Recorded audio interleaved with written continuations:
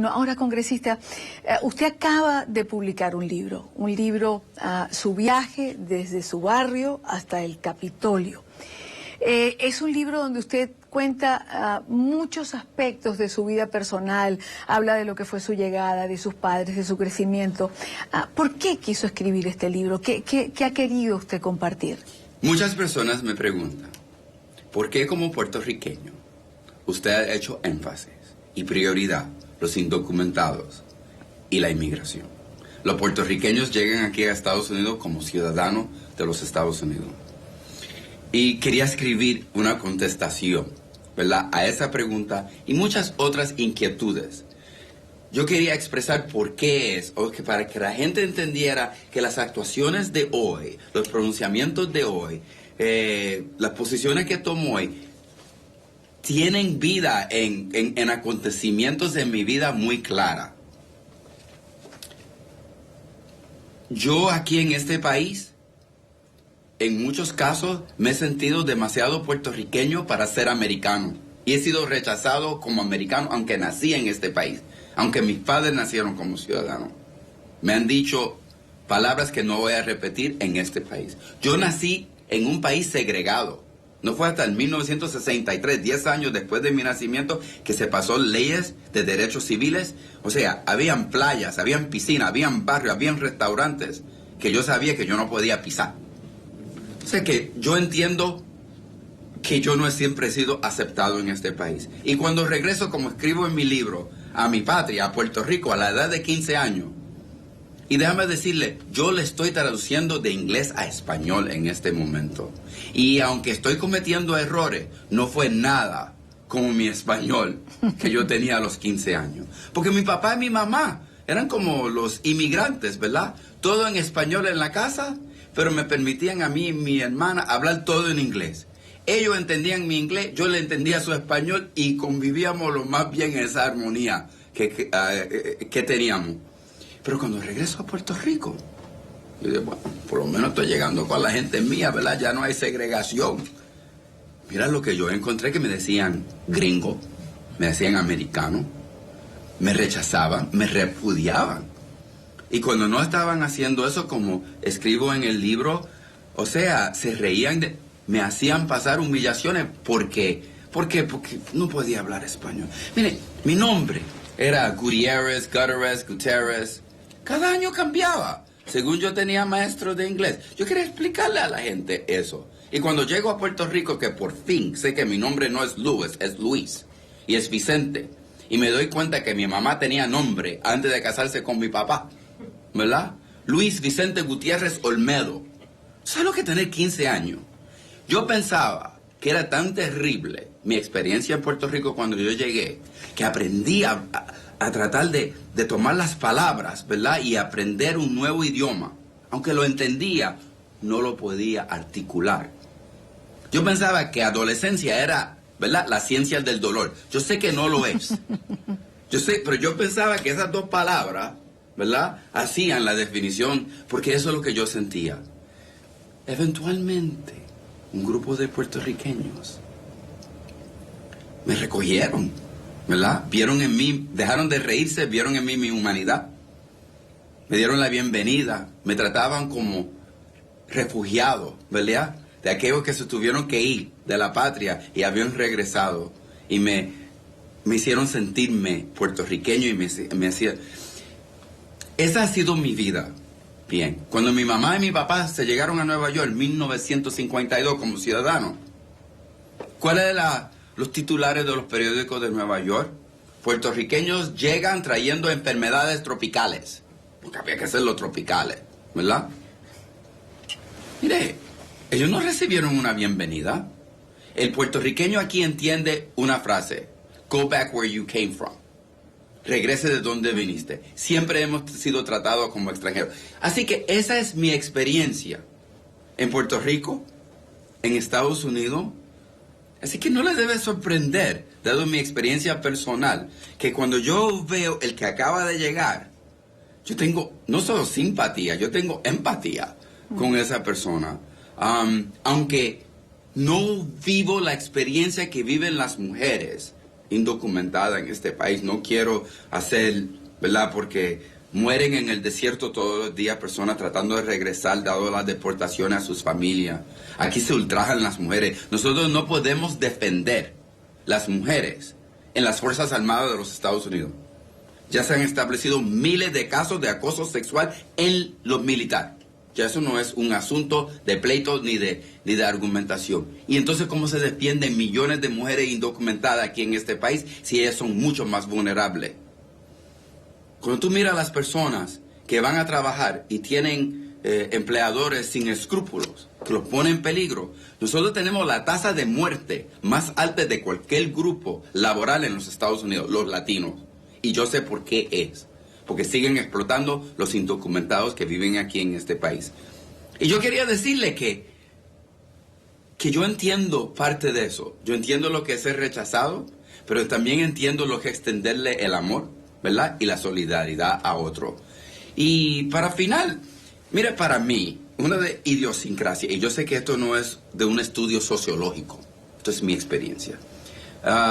Yo encuentro que a los puertorriqueños se nos es sumamente difícil callarnos ante un abuso y simplemente dejar que pase. Esa ha sido mi experiencia y trato de relatar esas experiencias en mi libro. Si están buscando un tomo sobre política bien, como yo le diga, seria, de ciencia, no es mi libro. Si quieren leer anécdotas de cómo es criarte en los Estados Unidos y reírte, ¿verdad? Y llorar y ver. Yo escribí el libro como si nosotros estuviésemos sentados un viernes por la noche dándonos una copa de vino y platicando de cómo eran las cosas en escuela superior, de cómo era cuando primero nos casamos, de cómo era cuando tuvimos nuestro primer hijo. O sea, cuando tú hablas de esa manera, ¿cómo tú hablas? Siempre hay cosas de que te ríes. Mire, claro. Yo cuando le fui a entrevistar a mis viejos compañeros de escuela superior, hasta nos reíamos de las muchachas que rehusaban salir con nosotros, porque ya, ¿verdad? Era un momento distinto.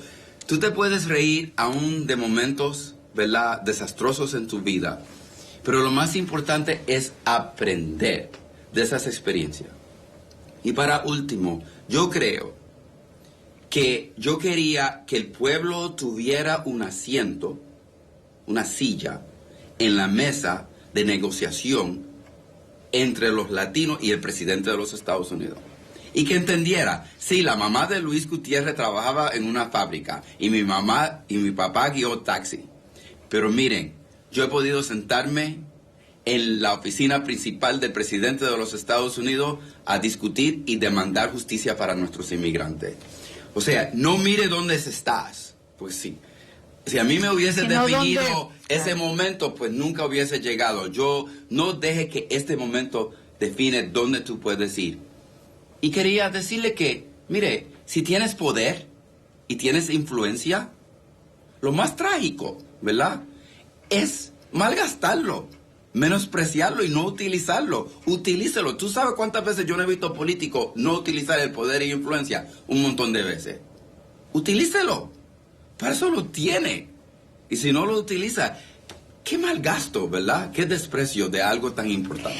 Es decir, no mires dónde estás, sino dónde puedes llegar. El sueño americano. ¿Es posible? Eso también cuenta usted en su libro, porque si maneja un taxi y llegó a congresista, quiere decir que es posible. Sí. Y muchas gentes me ven y me van a ver esta noche con usted. Pero quiero que sepan, yo limpié toilet en los baños, en los edificios de noche. Guié taxi, por años guié taxi en este país, ¿verdad? Fregué traste en restaurantes. Y quería describir todas esas experiencias. Pero ninguna de esas experiencias me limitaron a mí. Yo creo que me fortalecieron. O sea, yo cuando entro a un restaurante, y todos los meseros, y los que lavan traste, y los que cocinan en este restaurante, me brindan a mí ese honor de querer fotografiarse conmigo. Mira, yo puedo entrar a un restaurante y nadie me reconoce. Pero siempre los que trabajan en el restaurante, no solo me reconocen en lo personal, me brindan. Y eso es tan importante. ¿Por qué? Porque yo tuve ese trabajo. Y yo siempre pensé, quizá mi mamá y mi papá y otros no tuvieron nadie que levantara su voz en su defensa. Pero a mí me dieron voz. y yo la voy a utilizar. Y le trato de dar esperanza a todas esas personas. Porque mire, la gente me dice, ¿por qué no te portas mejor con el presidente? ¿Por qué no te portas mejor con los de tu partido? Y yo siempre les contesto, ¿por qué? Si yo he logrado mucho más de lo que yo me imaginaba que un muchacho que dormía en un catre, en un apartamento en Chicago, cuyos padres trabajaban en taxi en una fábrica. Yo tengo que dar para adelante para que otros puedan vivir mejor. Y mi esposa Zoraida y mis hijas lo entienden así. Y si ellos cuando no me ven en casa, no ven un padre ausente. Él no está ausente. No, yo no estoy ausente. Yo sigo siendo padre y sigo siendo esposo porque sigo trabajando para que otros padres puedan tener lo que yo tengo. Y yo quería describir que si el marido se va de la casa y no ve a su esposa y sus hijos por largo tiempo, no todo es porque abandonan y porque quieren una carrera personal. Otros lo ven como algo que tienen que hacer para que otros puedan disfrutar de los beneficios de estar aquí en este país. Aquí en este país, aún hay aquellos que quieren negarnos a nosotros. Que vengamos a trabajar está bien, pero no nos quieren ver de igual en la mesa sentados con ellos. Siempre nos quieren ver a nosotros como sirvientes. Pues no somos sirvientes. Déjame decirle, la primera presidenta de los Estados Unidos, el primer presidente latina, ya nació. Quizá usted la ha entrevistado, quizá ya lo hemos conocido, pero ya nació. Y yo me siento tan afortunado tener 59 años, porque tengo la esperanza que en los próximos 20 años yo voy a ver ese sueño realizado. Sentado en mi casa, ¿verdad? Viendo por la televisión esa magnífica mujer o ese magnífico joven tomando las riendas de este país. Congresista, un gusto haberlo tenido en el programa, de verdad, gracias. Para NTN. Gracias. Gracias a usted. Soraya, con esto volvemos a los estudios en NTN 24. Gracias, Idania, por su información.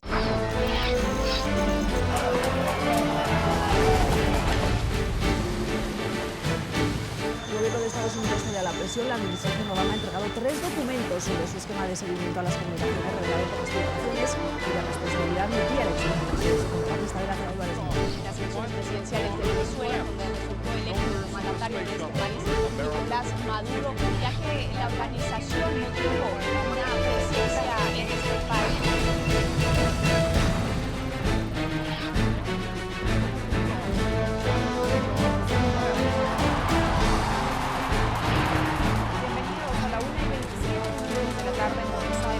Karen Pereira, comenzamos. Lo que significa este